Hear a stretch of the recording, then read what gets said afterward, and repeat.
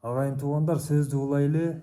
Мен азыр Кожомкул атабыз Саякбак Аралаевдин үйүнө барган кездеги окуяны айтып берейин. Өтө кызык окуя.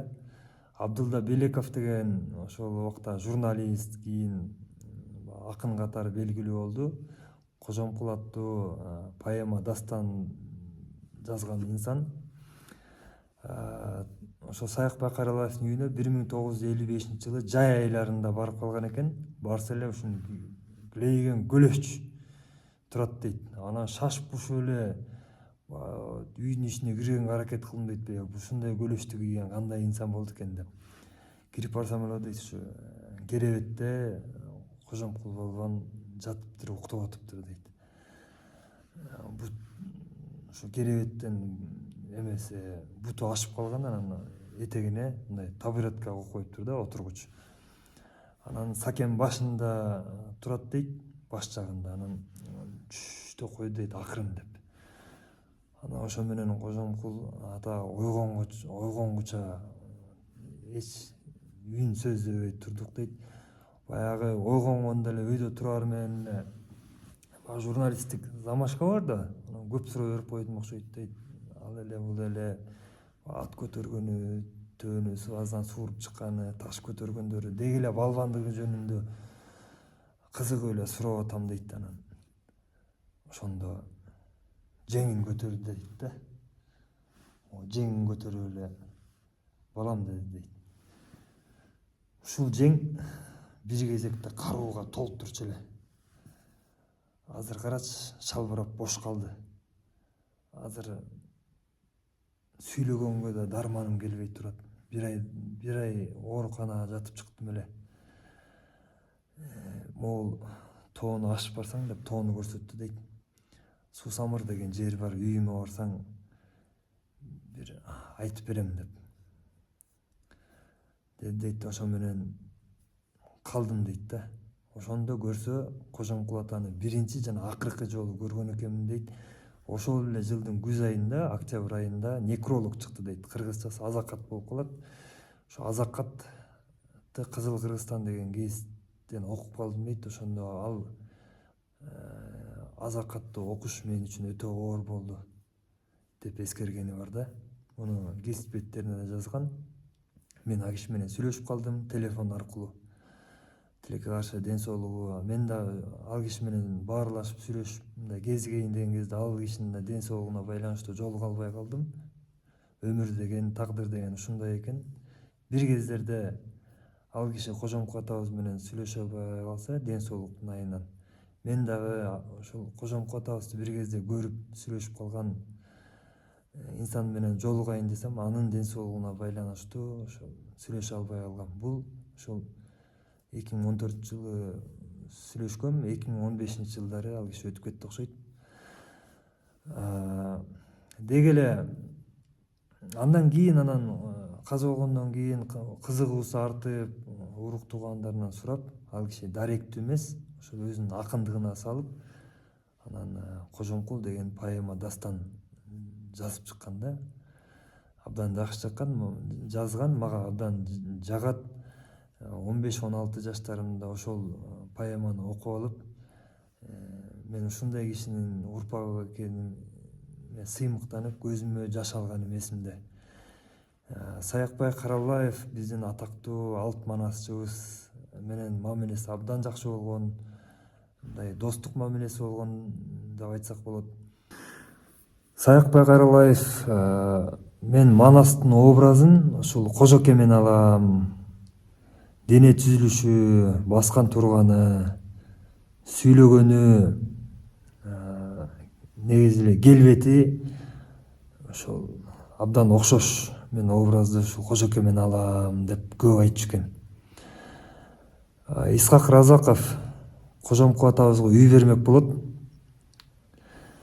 Ошо Бишкек шаарында үй жок болгондугуна байланыштуу, анан ден соолукка дагы байланыштуу Бишкекте турганга туура келсе керек. Анан ошол үйдү Кожомкул атабыздын энөлүгү дейбизби, же токпейилдик мүнөзү дейбизби, айтор ошол үйдү албай коет. Жок, мен үйдү эмне кылмак элем, бул үйдү ошол жетим жесир жанагындай үйгө муктаждарга бербейсиңерби? Мен муктаждыгым деле жок. Мен бул шаарга анда санда келем, борборго. Келсем талаада калбайм. Сакемдикине барам. Же болбосо кудай конок болуп барчу жерлерим көп. Мени сыйлап, мени түнөтөйүн деген адамдар көп деп ошол үйдү албай коет да. Анан биз тамашалап калабыз да, ала бербейт беле, азыркы заман менен ойлонобуз да. Бирок бул жеке мен үчүн сыймык, ушундай алдым жуттум эмес. Кимге керек ал үй? Ошол керек жетим жесир жанагындай муктаждарга бергиле дегени ушул сөз эле мен үчүн чоң дем күч, абдан чоң үлгү да. Ошон үчүн ушундай сапаттары бар үчүн Кожомкул атабыз тарыхта калды деп ойлойм. Кожомкул балбандын боюндай, салмагындай, дене түзүлүшүндөй адамдар бар болгон бир эле Кожомкул атабыз эмес. Бирок негедир ошондой бойго, ошондой дене мүчөгө эгедер болсо дагы тарыхта калбай калган биздин ата бабаларыбыз көп. Эмне үчүн Кожомкул балбан тарыхта калды деп мен көп мындай кызыгып көрдүм да, себеби адамгерчилигинде экен, анын кайрымдуулугунда экен, эл менен тыгыз байланышта болгондугунда экен да. Илгери тогуздап байгеге жана малдар коюлчу да. Аш тойлордо, сөз аш тойлордон калбайт. Барат да, анан ошондо тогуздап эгишке чөйт, күрөшкө чөйт, эр сайышына да чөйт, улагына да, көк бөрүсүнө да чөйт. Айтор ар бир спорттун түрүнөн тогуздап мал алганда эми элестете бериңиздер.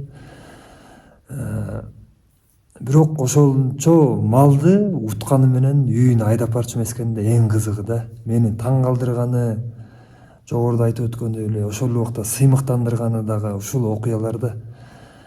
Чоң апабыз, Кожомкул атабыздын байбичеси ыйлаган учурларда болгон дейт.